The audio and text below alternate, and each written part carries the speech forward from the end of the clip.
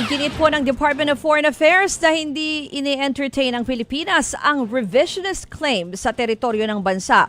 Matapos po ang pahayag ng ilang Chinese scholar na extension daw ng Taiwan ang isla po natin sa Batanes. Agad yang pinalaga ni Defense Secretary Gibo Teodoro.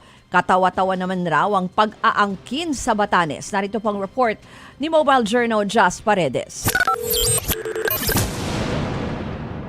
Isang dekada na mula nang magwagi ang Pilipinas sa 2016 Arbitral Tribunal. Pero umiiral pa rin ang misinformation sa West Philippine Sea. Nilahad ni global security expert na si Raymond Powell ang isang halimbawa niyan sa isang panel discussion. May isang grupo raw ng mga Chinese scholar na nagsasabing nasa ilalim daw ng soberanya ng China ang Batanes bilang extension ng Taiwan. Ayon kay Powell, maaaring bahagi ito ng mas malawak na estratehiyang lawfare ng China para suportahan ang mga aktibidad nila sa Bashi Channel sa silangan ng Taiwan. Ayon naman kay Philippine Coast Guard Rear Admiral J. Tariela, ngayon lang niya narinig ang nasabing pag-aangkin ng China sa Batanes.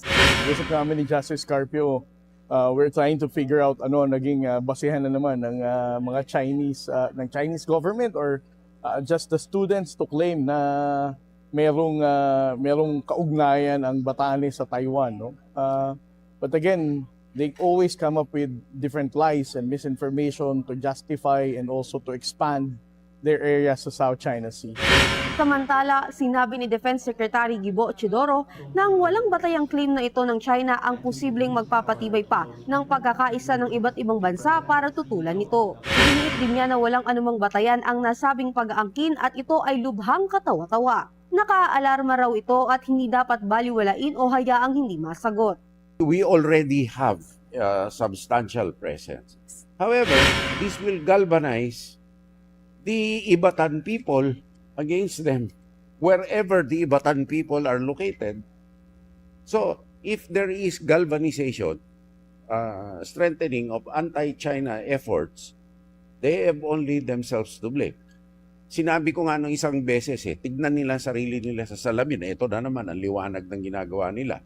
Nagbabalita mula sa Frontline, Mobile Journal Jas Paredes, News 5. Mga kapatid, patuloy po kayong tumutok sa 105.9 True FM para sa totoong balita, impormasyon, music, and entertainment. Mag-subscribe sa aming YouTube channel at podcasts. At sundan nyo rin po kami sa Facebook, Instagram, X, TikTok sa True Network PH. Bisitahin din po ang aming website truefm.ph at panoorin kami sa True TV Signal Channel 19. Kami po ang 105.9 True FM.